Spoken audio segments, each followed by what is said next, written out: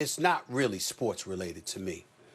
And let me be very, very clear. My eyes are on one individual, and that is the man that occupies the White House. His name is President Donald Trump. He was responsible for this. I don't give a damn what anybody says. And I'm not talking politics just for the world out there to recognize. I'm not talking about Republicans. I'm not talking about conservative policies. I'm not talking about any of those things. I'm talking about him. I watched his entire speech yesterday. I watched a president speak for approximately an hour. And you can call it dog whistling, or you could say it's directly. He sent them to the nation's capital. He sent them over to the state capitol. He talked about, we're strong, we're not weak. Only the weak would stand for this. You can't let this happen. We're going to march over there before he got in his motorcade and went back to the White House. He did that. He's responsible. I don't give a damn what anybody says. Somebody's going to say it, I'm going to say it. The reality of the situation is I'm going strictly by the speech he gave to them minutes before they walked over to the state capitol. He sent them over there to cause disruption. And in that building, there were blacks, there were whites.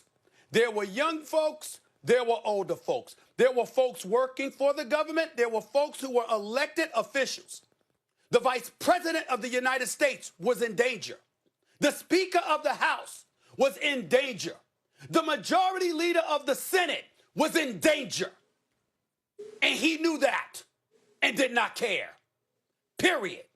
Now, when we talk about black people, let's be very clear about what we're saying is. Listen to my man Joe Madison, the Black Eagle, this morning, along with various others, because he's on Urban View, Sirius XM radio channel at 1826. I love him. But he said it for me very, very appropriately. Doc Rivers said it. Steve Kerr said it. Stan Van Gundy said it. Jaylen Brown and Jason Tatum said it. These were black people. There would have been more than 4 people dead. And by the way, they wouldn't have gotten into the rotunda. We wouldn't have gotten into the rotunda. Breaking windows, penetrating the barriers. Police officers actually let them through the barriers. Now, for those who want to condemn them, clearly whoever's running the police force in the nation's capital, whoever's responsible, rather, for Capitol security, they should be fired immediately. They should be fired. No question. We understand that. But understand also that those officers, those law enforcement officials actually in attendance, their number one priority was to protect the elected officials. So if you're protecting them and shielding them from harm, you can't do that and then also guard the barriers and prevent people from coming in. But there was a lack of preparation. I don't understand it. I don't understand how they got into the state capitol. Black people would have never gotten that far. We'd have been mowed down. They'd have shot us on sight.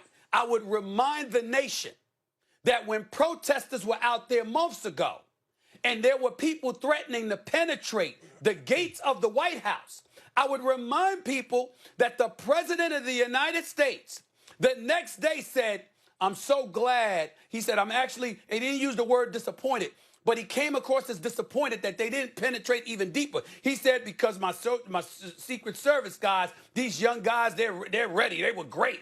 He said, but man, if they had gotten penetrated, he said, I'd have felt sorry for those protesters because I had the most vicious attack dogs waiting for them. This is what he's done. One man who cared about himself more than his country. One man who cared about his power more than his country. One man who cared about himself, his power, his money, his prestige, whatever you want to call it, cared about that more than potentially the lives of human beings, some of whom have supported him lock, stock, and barrel for the last 4 years. Whether you want to abhor it or celebrate it, no one has supported the president more than Vice President Pence. Very few, if anyone, outside of him has supported him more than Senator Mitch McConnell. And evidently, that did not matter. And this is where we are. And as a result, as Kendrick Perkins said, and he alluded to, Max, because I want to come back to you right now, I'm scared because there's still less than 2 weeks to go. You know, you can't get him out of office by that time. They talking 25th Amendment. That will take at least 8 days, if not longer. You're not getting him out. He's the president of the United States, still got the nuclear codes, et cetera, et cetera. We don't know what this man is capable of, but we do know this because the NBA players said it and said it so eloquently. If that had been a black person, we wouldn't have even made it in the building. They'd have shot us on sight. Think about this, guys. Slavery and everything that has followed, years, decades, centuries of prejudice. All of this stuff's going on. And black people never did that. And look what we were subjected to. But the white folks march up on Capitol Hill, storm and breach the perimeter and storm the state capitol and the nation's capital. And they walked out alive. They should be arrested. You got facial recognition, the FBI, everybody should be in on this. All of them, every one of them you could get. You get them and you make sure you give them real significant jail time.